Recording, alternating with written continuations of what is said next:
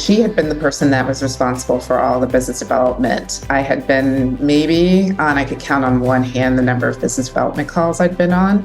So here I am in this sort of compressed market. I don't know how to do it, and I'm feeling abandoned. So I was really scared that I wasn't going to be able to pull this off. Welcome to the Smart Gets Paid podcast with me, Leah Niederthal. I help women land higher paying clients in their independent consulting businesses, but I've never been a salesperson. My background is in corporate marketing, and when I started my first consulting business, I learned pretty quickly that it's about 1,000 times harder to sell your own stuff than it is to sell someone else's. So I taught myself how to do it, and I created the sales approach that I now share with my clients so they can feel more comfortable in the sales process, get more of the right clients, and get paid way more for every client contract. So whether your client contracts are $5,000, $100,000, or more, if you want to work with more of the clients you love, do more of the work you love, and get paid more than you ever thought you could, then you're in the right place. Let's do it together. Thanks for tuning in, and don't forget to rate, review, and share. Hey there, Leah here, and thanks for tuning in.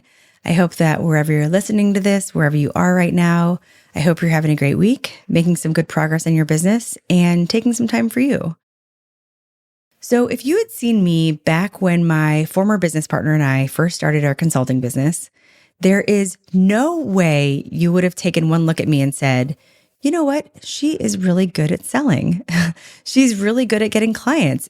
And I bet she's going to become a sales coach in the future.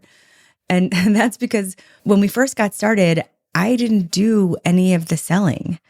I mean, I would be on calls with my business partner and I would come to meetings and I would sort of, speak when it was my turn. But, truth be told, like the selling part really freaked me out. Like I hated it. I mean, sure, I felt comfortable when we were talking about the actual work and how we work because, that was sort of my role in the business, like doing the actual work and being behind the scenes and making the trains run. But when it came to prospecting or having sales conversations or reaching out to people or following up, I hated it. I remember very clearly there were a few times when, we were set to have a call with a potential client and my business partner would be running late maybe, or maybe she got pulled away to do something else. And I would have to have the call by myself.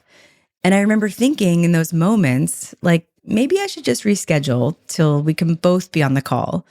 Or actually, what was really going through my head was that I was praying to the universe that the client would cancel because I just didn't want to have to do the selling part. That just wasn't my role. That was my business partner's role. She was much more comfortable doing that. And, they were mostly her contacts or people she had prospected. And I was perfectly content to let her take charge. But when you're trying to get a new business off the ground and you're living in San Francisco and paying San Francisco rent and San Francisco prices, you can't have just one person doing the heavy lifting on getting revenue. And I was just kind of a complete waste of space in that area. Like I just couldn't do it. And that's even though I came from marketing. But, as I had figured out pretty quickly, marketing isn't selling. And I just had no idea how to sell. And so eventually we had to make a decision that I had to go back and get a job. And so I did. I went back to work at a PR firm. But I have to say, like, as relieved as I was to have a steady income, I felt this deep regret that I couldn't do the one thing I needed to do in the business at that point, which was to actually get clients. And that's when I decided to teach myself how to do it. Because I didn't want to do it how I had had people sell to me before. And my business partner style wasn't even my style really. Like it didn't feel totally right. And so I had to learn how to do it myself in a way that felt right to me. And so that's what sent me down the path of teaching myself how to sell. I read everything I could get my hands on, which turned into 65 books. And I tried everything with my actual clients. Anything that felt salesy, I ditched. But anything that felt good, I kept. And over time, I developed a selling methodology that felt really good, and it absolutely worked for my clients and me. That's the same methodology I used in that business to sell $3 million of work with a 92% win rate. And it's the methodology I used to help a friend of mine double her consulting business in a year and then double it again in year 2. And it's the methodology that I now teach our clients in the academy. But if you've ever felt, like I'm just not a salesperson, and you look at me, or you've ever thought like she's just a natural, I am here to tell you I am not. This does not come naturally to me. And I'll never forget that fear that I felt, way back then when I just didn't know what I was doing. And when I was so grateful that my business partner did, so that, thank God I didn't have to do it. And that's why I felt such deep empathy when I first talked to the client that I'm now talking to in this episode, Alli Myatt. Because in their business, Alli's business partner did all the selling too and got all their clients. And so last year, when her business partner decided she didn't really want to run the business anymore, and she went back and got a job, Alli was now responsible for doing all the business development and getting all the clients all by herself. And she had no idea what to do. So the conversation you're going to hear today is about, what do you do when you suddenly find that you're responsible for biz dev for the first time? And also when you find yourself alone in a business where you thought you'd have a partner. And it's also the story of a woman who reached out for help and focused where she needed to focus and turned her business around all by herself. Alli Myatt is the founder of the Equity Practice, where she works with businesses and organizations to create liberatory cultures that upend legacy ways of working and enable teams to do exceptional work together. And I am so excited for you to hear her story. So take a listen to my conversation with Alli Myatt, and at the end, I'll come back and share a lesson that you can apply to your business. And then hopefully someday soon, you'll partner with us to help you build your consulting business, and you'll come back on the podcast and share your story. Enjoy. Alli, I'm so glad you're here. Thank you for being here. Thanks for having me. I'm really excited for this conversation. Yeah. Well, so let's just start out. Let's tell the good people who you are and what you do. Yeah, I'm Alli Myatt. I am the founder of the Equity Practice. And what we do is we help people to create liberatory cultures that bring their teams together so that everyone can thrive. I live in Dallas. I have a lot of plant children, but I'm really enjoying what I'm doing and really helping teams to create a better environment. So just for everybody, when you say liberatory culture, can you just for context, how do you think about liberatory cultures, and what are you helping your clients try to achieve with liberatory cultures? Thank you for asking that. I would say the liberatory cultures are similar to anti-oppressive cultures, but for me, I wanted to focus on what we wanted, not what we didn't want. So what we're trying to do is to change how people relate to each other so that we don't rely on control or dominating activities that can really be harmful. That we can be more of like, how do we share power? How do we take abundant care of people in the team? How do we act with reciprocity and things like that? So I wrote an article a few years back that sort of walks through how you can do that in talent and operation practices. So if people want to read more about it, that would be a good place to learn more. If you're a nerd and like reading. If you're a nerd and like cultures where people feel safe and are not oppressed, yes. What's the title of the article? It's called, it's on HBR, and it's called How to Infuse Liberatory Principles into Your Talent Practices. And it was so bury the lead that you were published in Harvard Business Review. No bigs. I wrote an article. It's on somebody's blog. Actually, it's a Harvard Business Review. Okay, so Google Alli Myatt in the Harvard Business Review. So humble. And how long have you been doing this work? This version of it the business has been around for almost 5 years, but I started doing diversity, equity, and inclusion work probably about a decade ago. So before we founded the Equity Practice, I was a COO, where I was in charge of our talent operations and finance and strategy work, which included DEI. So I really loved what I was doing and changing the outcomes for all of our team. And so it was sort of the inspiration for founding the business. Oh, that's great. So the business has been around for about 5 years. Well, so what was going on in the business that brought you into this orbit? I mean, you reached out for a reason. Like what was the reason? Yeah. Last year was a little rough. If you notice, I said we founded, and so I founded the business with a business partner. And my business partner decided that she didn't like entrepreneurship and decided to go back to work full time.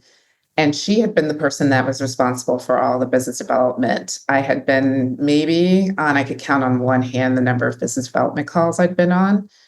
And so I had no idea what I was doing. So asked someone who I really trust about like how she learned how to do business development, and she recommended you and listened to your podcast and was like, yes, like I felt like you were speaking to me. So this is like feeling very full circle to even be having this conversation. And so we reached out. I reached out, I think, I must have reached out on Christmas Eve, which tells you how panicked I was. But yeah, that's why I connected. Yeah. And I'm so glad you did. Right. So you mentioned the word panic. I mean, what did it feel like to be the only person in the business at that point, and knowing that you would have to take on this part that you hadn't really been a part of before? Yeah, it was probably one of the hardest things I've gone through professionally. I often tell people it was like a business divorce. And I was going through all the feelings of like abandonment and like all these things of like, nobody wants to hitch the wagon to me. And on top of it, the DEI world, because we're sort of known, our brand is in racial equity and DEI. In 2023, it started to tighten up a lot. So we were already struggling to find business. So here I am in this sort of compressed market. I don't know how to do it. And I'm feeling abandoned. So I was really scared that I wasn't going to be able to pull this off. I didn't want to work for anybody else. I really believe in the work that we're doing and I'm supposed to be doing it. But you need clients if you want to do the work and if you want to pay bills and eat. So It was super scary. Yeah. So, all right. So it's Christmas Eve. You're in this moment where you're looking at the marketplace and you're looking at your own business and you're looking at yourself. And you're sort of in this low point. So let's fast forward to where we are now, and then we'll talk about how we got there, how you got there. So bring us up to speed. I mean, like, where are things now? Because I don't think anybody wants to envision you like in this panic moment, like it's even because even thinking about you in this like panic moment is like giving me anxiety. So like, and I'm sure the rest of the listeners also. So how are things now? And then we'll talk about how we got there. Yeah, things are better. So, and I keep trying to remind myself because it's really easy to fall into the scarcity trap. When we started working together, I think I had maybe 45 days of cash on hand, which was very scary for me. And now we're closer to 4 months, which is really good. And so I don't even know that. That's awesome. Yeah, I got a big contract, as you know, in December, and that helped a lot. And I know how to do business development. I wouldn't say I'm like the best, but I actually feel pretty confident that I know what rituals and practices will help me. Like even now, I took January off, and so it's February. I kept getting back in it, and they'll have these moments of like, oh my gosh, the pipeline. But I know I have the tools to be able to address that. So I like calms me down because I feel like I have what I need to be able to do that part of the work. Yeah. Well, and it leads to like what prompted me to invite you on the podcast also is like, I saw your post about like you were getting these contracts, you were closing some of these deals. And I was like, Alli, look, you are doing this, like you are doing this thing that, somebody else had done. And when it came fully on your plate, you were worried, could I even do it? And look at you. Like, I don't know. I think I'm going to celebrate you. Like, I'm going to sit here, like saying all these nice things about you because I know that how humble you are and you're not going to say this about yourself, but like, you can do that. You are doing this.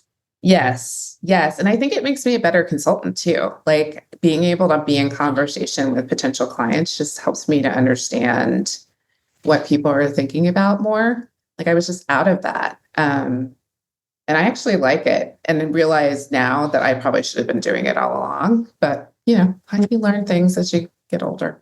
Yeah. The business development part or Yeah, I do think I should have been doing it all along. but isn't that But yeah. interesting how, even when I was running the consulting business, like I had to learn how to sell because I saw my business partner doing it and she was Mhm. like out front and she was very comfortable in that. And I was like, well, I'm just going to let you do that. Right. That was like a very comfortable place for me to be because I'm so comfortable in the background, just like doing the work, making the trains run, Right. And so, yeah, should I have been doing it then? Probably. But I think we stay where we feel like we can do the most good.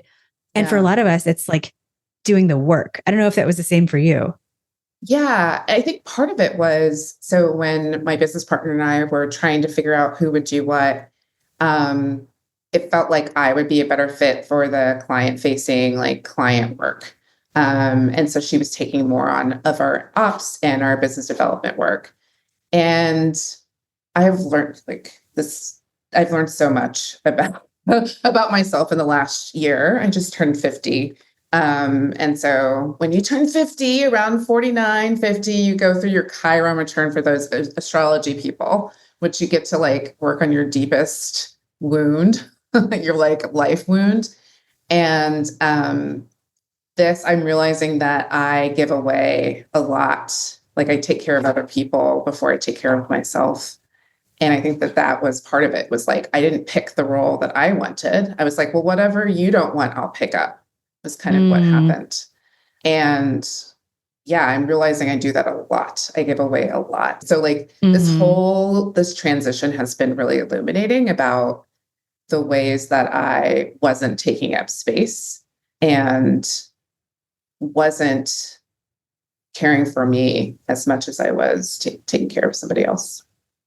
Oh, wow. What a cool thing to observe or to have the Mhm. ability to observe. And then, um, the lessons that you take from that. Are you still in sort of observing behavior mode or are you in, okay, I'm going to do something different with this knowledge mode? Yeah.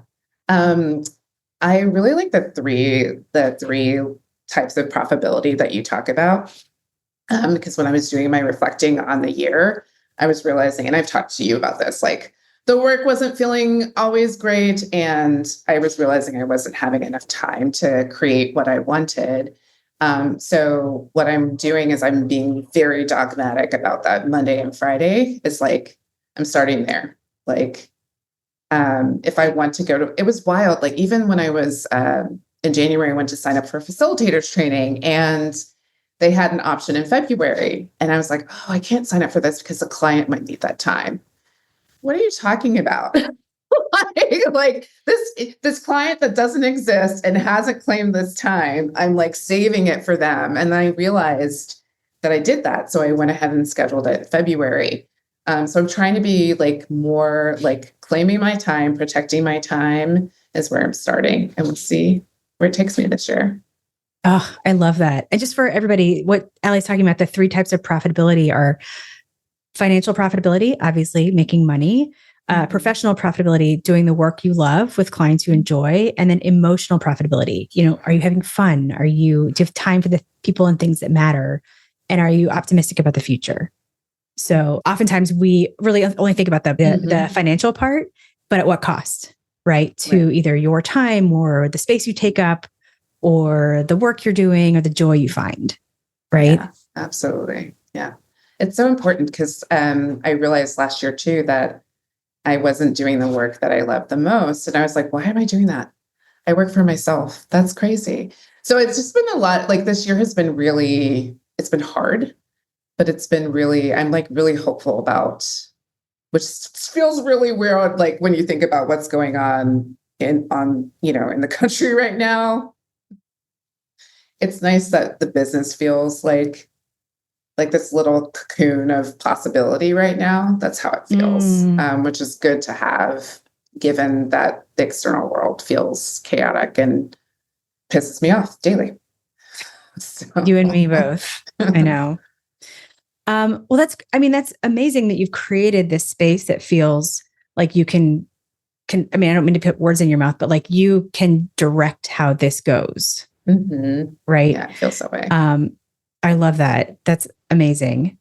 What are the 2 or 3 of the biggest game changers that have sort of brought you to this point of either like being able to get clients, but also I think some of these other things like taking up your own space, that sort of thing. I mean, what are the biggest game changers that have helped you along the way? Yeah, I love being in the academy. I'm so glad that, because I think we talked in January originally, and I was like, oh, I don't have money for this, which was dumb. Like, how are you going to get money if you don't figure out how to make money? But I realized like it was actually right on time when we started. We started the week that my business partner got a new job. Like, it was like, it just kind of like perfectly aligned. And so it's been really helpful for me to like learn that business development or sales is really a conversation. And the tools that I love the most are the ones that are about like keeping it conversational and keeping the conversation going. So when you reach out to somebody and you get time on their calendar, you don't end a call unless you have time again. Like, you just keep putting it on the calendar and you keep them engaged. Like, I have learned, if I don't do that, then it's harder to get them back. It's sort of like it's impossible to get them back. It's impossible to get them back. Exactly. And people don't say no to that, like booking a call from a call. Like, I think that's brilliant. The proposal in the email, also brilliant, because it like makes it feel less formal. So we're just having a conversation. So even when I do forget to book a call, when I send you the proposal in the email, you're more likely to want to chat about it. So like that has been really helpful to like think about it as, this might take 2 years to like keep moving the ball along. It might go away for a while, it might come back, but it's really just a conversation of like how I might be able to support people. And that's been really helpful. Along with like some of the technical tools to just like understand who's in my network, who could I outreach to, how should I set up my CRM, which I'm now doing because I got rid of my old one. And, how do I leverage LinkedIn? All of those things have been really helpful. And like, I feel like I have the systems in place to have like these regular rituals and rhythms that support the business and me. Yeah. It's interesting. Well, I have so many like questions and thoughts. But I love how you're talking about rituals and rhythms, because the rituals is not really a term you would expect to be in this space that's like, driven and about money and whatnot. I mean, shine a light on how you think about rituals and rhythms. Yes. Yeah. For people who like follows Myers-Briggs, I am a strong P, which means I am horrible at like work planning. Like, if I work, I'm a planful P, they say. So I can produce a work plan and then I never look at it again. So like a lot of times my peers will think like, what are you talking about? You're not a J. I'm like, I'm totally not a J. So I have to use rhythms and rituals to keep me on track. And so some of the rituals that have been helpful, like daily, I send out what's called a shoulder tap, which is just reaching out to people about something that I know they might be interested in. Like, I had one of my former colleagues posted something that I was like, oh, I'm thinking about this idea. I saw that you posted this. Do you want to chat? And she immediately signed up for time to chat. And so like those types of rhythms of like doing that every day, posting regularly, like all of those things have made it feel, because I get why people don't focus on this. It feels like, well, I have to do all the client stuff. When am I going to have time for working on my business? But you have to work on your business if you want to have clients. And, eventually there will become a time when you need to be able to attract things. And so it's important to have, if I don't have rhythms and rituals, it doesn't happen. If I forget to do it, or it's happening on Saturday and Sunday. So like the rituals and rhythms, protecting time to like do my marketing and things like that has been really helpful for me. Mm-hmm. That's great. I think, all your, I think that's great, because it's just integrating it into your life, the same way that like making coffee is a ritual, or, right, exactly. doing yoga brushing is teeth. working out every day is a ritual. You have your bedtime ritual. Right. Because if it's something that you want to be a part of you, right, or a part of your business or what have you, it can't just be a when you get to it thing. Right, exactly. Because you'll never get to it, especially if you don't want to do it. If you don't want to do it, you don't know how to do it, and it doesn't feel good, you'll never get to it. You know? Yeah. So, but I like also what you're talking about around things like the shoulder tap and using it again in service of it's just conversations, you know, you make it sort of conversational. It's not like, let's do a big campaign on something. Right. It's like, hey, do you want to talk about this? Right. And sometimes it doesn't turn into something right away, but I know that I believe it will eventually could possibly, if I'm the right person, turn into something, 6 months, 12 months, 18 months, 24 months down the line. That's how I'd like to think about it now. It sounds like you really, just relative to where you were before, it's like there's a lot more trust in the process, right? It's like if you didn't know how to do something, you would probably feel a lot more frantic than you are sounding right now, right? But what I'm picking up from you is just like a lot of like calm and trust, not just in the process, but in yourself. Is that something that's a part of this? I'm curious. Yeah, I think taking off January. I turned 50 on Inauguration Day. Which I didn't like, no judgment for people's preferences, but that was not what I preferred. Who was in office now? No judgment for people's preferences. Okay. Let's just, for everybody, that day did not go our way. Right. And the day that preceded it, that was important, also did not go our way. So I'm sorry that happened to be a happy, what was supposed to be a happy day for you and like a monumental day for you. And it was maybe not that. I mean, I left the country, so that helped. So I was like, I'm not doing this with you. But I spent the month really just reflecting on, what I had learned the year before and what I wanted to be true. I also did a drawing challenge. So I started drawing every day, and that has been incredibly grounded. So I've been on calls where people are talking about really stressful, traumatic things, and I'm just over there coloring away, and it just calms my nervous system right on down. And so having those types of things and being really intentional about my time and trying to take care of myself and center my emotional profitability, I think has been good. And I just have this sense of, even though the market is still, with all that's going on with the government, it's touching every sector and everyone's being affected. So it's but I just have this gut feeling that it's going to be okay. Maybe I'm, in denial. I don't know. But I just have this, I'm no, I'm going to do this every day. I'm going to keep at it and it'll be fine. Maybe I'm delusional. We'll find out. But I don't think I am. Well, and I remember you said something in our listening session that happened right after the election.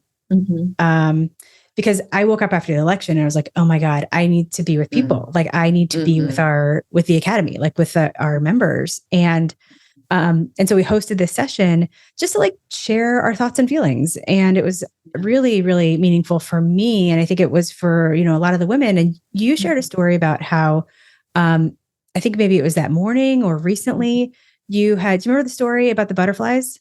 No. Yeah. Wait, was it the butterflies or the girls playing? Yes. Both. I went for a walk. I walked so much that week. I was on election day, I think all I did was walk. I don't think I did any work. Because walking is another thing that I do to help, make me feel more present. And I remember walking that day, election day, and it was warm in Dallas that day. So I saw these butterflies, the monarch butterflies were flying. And I was like, oh, they're flying. And then I heard the children playing. So I'm really close to a girls' school. And they were outside playing. And that delightful squeal that little kids have, which always just that and their laughter. It's just pure joy. So I heard them squealing and playing. And I was like, yeah, we're still here. The butterflies are still here. The little girls are still playing. And, when I think about where we are now and like why I do the work that I do and why I think a lot of people do the work that they do. It's like we have to remember little girls on that playground deserve a better world than what some people are trying to create for them. So it just keeps me grounded. It's like, Well, and I've thought about that story a lot since then, just like, yes, girls are still playing, butterflies are still flying, let's just keep our feet on the ground and be here. Right. Yeah. One day at a time. Yeah. Was there anything else that you feel like made a big difference for you, whether it was a mindset or a tool or some shift that happened? When you're talking about like the community gathering, it made me remember that when my business partner left, one thing that really hit me that first week that she left, and it was literally the week that I think we started the boot camp. And I was like, I wanted to like talk through like the ideal client with her, like just like I'm a verbal processor. And there was nobody in Slack. I was just in Slack by myself. But I had in your company Slack by yourself. There's nobody to like hop on a huddle with, right? Like nobody's in there. And I'm used to like, I need to talk through this and we would just hop on a huddle. But I had the academy Slack, right? With all these women sharing and getting feedback and all these things. And so it was sort of like, I think I would have been so much more lonely if I hadn't been part of the community. And that was actually really helpful because you get such great feedback and you get so much encouragement. It's just like you like attract really cool people. So I'm not, I mean, I guess I'm cool, but like the people are cool, Alli. that are in your universe are just like really kind and smart and just generous with their feedback and willing to pour into each other. And like, I think that was really helpful of like, not only like the coaches giving me feedback, but also getting it from other people and knowing I was building something with other people was really helpful as well. That's really nice. Mm-hmm. Yeah. I can imagine staring into an empty Slack and being like, where is everybody? Yeah, I know. I didn't like that. Is there anything else that you want to share that sort of helped you? Yeah, I think like what's been helpful is like whenever I need a template, I'm like, do you have a template? Just tell me exactly what to say.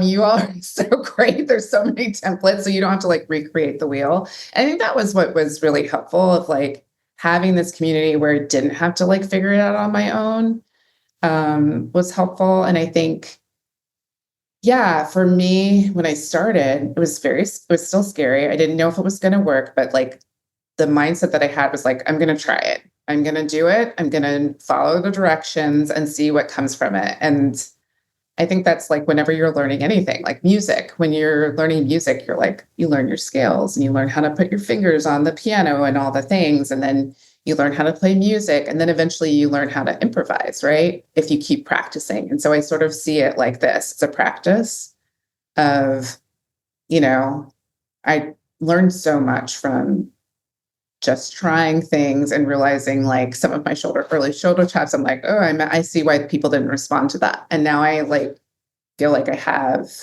it's like if you can treat it like an experiment, like, and not be so like one thing that you say is like, make it so, like ship it. Don't like overthink it. You can always fix it later. And it's like, if you treat everything like, oh, I'm learning from this and I'm going to continue to iterate, then it stops you from like getting stuck, I think. Mm-hmm. Totally. I mean, I know how true that is because I literally had to learn that. Like career perfectionist over here, recovering perfectionist. And it's a big mindset shift. And even and you can't, it can be a mindset shift even before a behavior shift because, but those two things go hand in hand. But I think it is sort of freeing when you're like, just try it, make it so, Right. And if you find a mistake, you can fix it. That's fine. You're not going to like perfectionism is impossible. Like it just isn't. And when you think about nature, like flowers aren't perfect. Like they have little imperfections or like trees have little, like leaves have like they show up differently and it's still beautiful. So it's like, why are we trying to be this like symmetrical thing? Like, where did we learn that? Because that's not what nature looks like. So Yeah. Yeah. Oh, that's beautiful. Alli, so fill in the blank for me. I almost didn't work with you because. I thought I didn't have money. I thought I couldn't make it work. Yeah, that was the one thing I was like, oh, I don't know if I should spend money on myself, but given the because like I said, we have 45 days cash. I was like, but it was the right thing. And I had enough. That's the funny thing about scarcity is it tells you it's almost like energy, right? Like if you're like, oh, I don't have this thing, then you won't. But if you're like, I'm going to lean into this, then sometimes resources flow in. And that's been my experience so far. So totally. I heard something earlier this week that was like, I was sort of listening in on somebody else's pitch for like their program or whatever. And they said something that really sort of struck me because it's so true. It's like, if you think you can do it or pay for it or whatever, you will. If you think you can't, you won't. But the truth is you'll pay either way. Exactly. I mean, I can't even imagine what would have happened if I hadn't joined. Like, I wouldn't know what I was doing. Probably the business would be done, I'm guessing. But yeah, gotta keep moving forward. Yeah. So, Alli, what would you say to somebody who's in the position that you were back then? Maybe in a partnership, a business partnership where somebody else did all the client development and all the business development, and then suddenly it's in their lap and they didn't expect that. Yeah, especially if they go through some sort of business breakup, I would say I'm sorry. And I hope that they give themselves space to deal with all the emotional fallout, because it really is kind of like a business divorce. Like, you have to disentangle all the financial stuff. Like, it's just a lot. And so I hope that they give themselves space to feel that. But I think you can do this. It's just about it's like when you eat an elephant. Like, how do you eat an elephant? One spoonful at a time. I'm a Texan, so we say these horrible analogies about harming animals. But you eat it one spoonful. You do it one step at a time. And so I think if you can not try and do everything at once and just sort of step through, I think you can learn it, especially if you join something like the Academy, because it's like a roadmap. Then you don't have to do it yourself. You guys should know that I literally told Alli at the beginning of this, you don't have to talk. You don't have to. I know. I talk about the Academy. I know, but I tell people all the time. I think it's. Well, thank you. But yeah, it's been really helpful. I couldn't have figured this out. I had no clue. I mean, I've been a recruiter before, but I've never done any fundraising or anything like this. Some of the things I just wouldn't have come up with. It's just not how my brain works. So. Yeah. Well, that's why you plugged in. Yeah, I'm glad. Alli, where can people find you? In Dallas. No. Walking somewhere around Dallas. Walking, coloring. So they can find me at my website, which is www.theequitypractice.com. I'm also on Substack and Blue Sky if you're a social media person, and on LinkedIn. So would love to connect with people. There we go. Awesome. I will say, when I listen to the podcast a lot, especially if I'm driving, and I'm always like, oh, I want to be on it. So I'm super, when you asked, I was like, oh my God, I just never, this is check. Dreams come true. Life goals, business goals. Awesome. Well, you deserve it. You've put in so much work and you have really pushed through and figured out some things. And it's just, I feel so lucky to have, had a front row seat. Mm-hmm. So yeah, no, I hope you are very, very proud of yourself. I am. So I'm I did it. I didn't give up. So yeah, thank you so much for all your support. I appreciate it. Of course. All right, Alli, thank you so much for being here. Yeah, thanks for having me. All right. I loved that conversation with Alli. And if anything Alli said resonated with you, I hope you'll reach out to her and thank her and let her know. So I want to pull out a lesson that you can apply to your business. And there's just so much you can take from what Alli shared, whether it's thinking of business development, not just as a habit or as a consistency thing, but as a ritual, which I think is just such a beautiful reframe. Or whether it's about staying grounded and holding on to the mindset that things are going to be okay. Or even her point about surrounding yourself with community and how important that is. There are so many things. But I wanted to offer a thought about Alli's story that might help you too. And that is because I hear this all the time. So many women tell me I'm just not a salesperson. And as you heard, this doesn't come naturally to me either.